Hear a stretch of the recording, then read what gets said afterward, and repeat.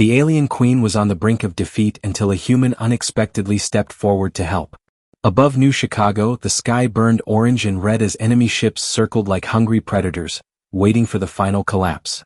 Queen Zara of the Volante Dominion stood on the bridge of her severely damaged warship and stared at the destruction below. Her violet eyes shimmered with tears she refused to release. Her people were perishing and she no longer knew how to save them.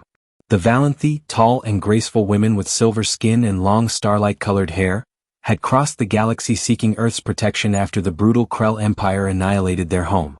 But the Krell had followed them, and now both humans and Valanthe were facing extinction together.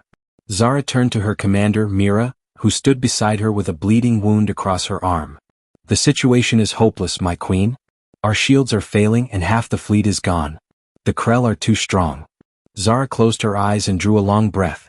For 3 years she had guided her people through darkness, promising hope and safety, yet now she watched that promise crumble into ashes. Below, the streets of New Chicago were chaos.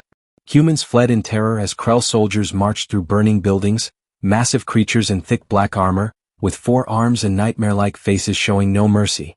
And in the middle of all this, a young woman named Kate stood frozen. She wasn't a soldier or a scientist, just a simple coffee shop worker who lived 3 blocks from where the first bombs fell. Ordinary in every way except for one belief, that ordinary people could do extraordinary things when the moment arrived. She looked up at the damaged Volante warship overhead, knowing these alien women had come seeking humanity's help. Now they would all die unless someone acted. Kate pushed through the frightened crowd and sprinted toward the old military base on the outskirts of the city. Her grandmother Emma had worked there 4 decades earlier as an engineer, and before she passed away she had told Kate about a hidden project buried deep underground, a weapon so powerful that no one had dared to activate it. As Kate crossed an open street, several Krell soldiers spotted her. 3 of them raised their weapons and fired, the blast striking the ground just behind her. She dove behind a wrecked car, heart pounding but refusing to give up. High above, Queen Zara noticed the lone human girl running through the devastation. She zoomed in with the ship's sensors and saw Kate's determined expression.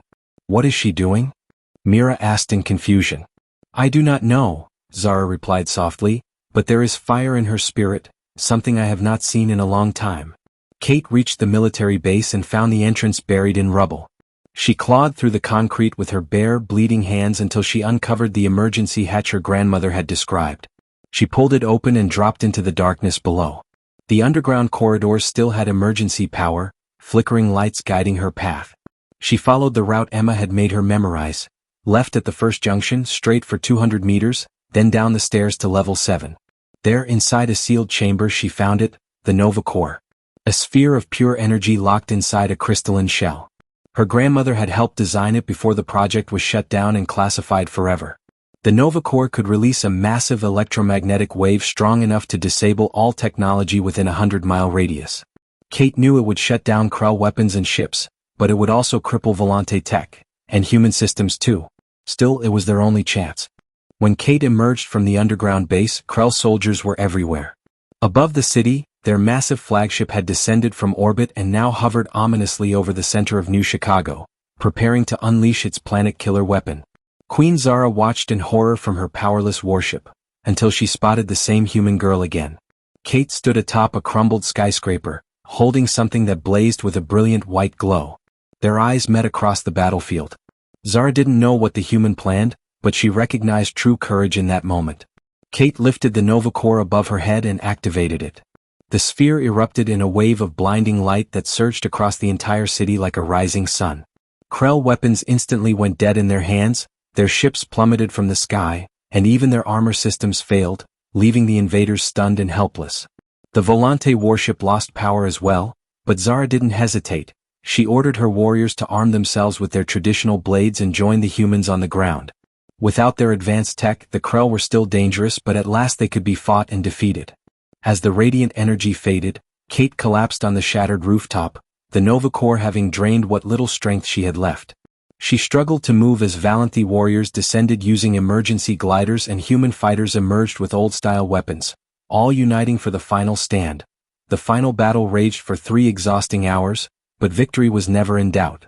The Krell fought with brutal strength, yet without their advanced technology they were overwhelmed by the combined determination of humans and Valanthe warriors who refused to surrender.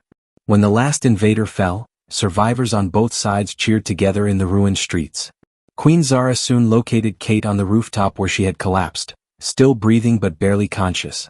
The alien queen knelt beside the young woman and gently held her hand. "You saved us all," she whispered. "You saved both our peoples. How could I ever repay such a debt?" Kate looked up weakly, meeting Zara's violet eyes, and whispered, "There is no debt. We are stronger together. That's what humans believe." Zara helped her stand and supported her weight as they climbed down the damaged structure. Around them, humans and Valanthi worked side by side, tending to the wounded and putting out fires. Two species who once knew nothing of each other now stood united after fighting, bleeding, and surviving as one. In the days that followed, Kate's story spread across Earth and throughout the scattered Volante colonies. She became a symbol of what an ordinary person could accomplish when they refused to give in to fear. Queen Zara honored her by naming her an official member of the Valanth Royal Guard, and the two women formed a powerful and lasting friendship.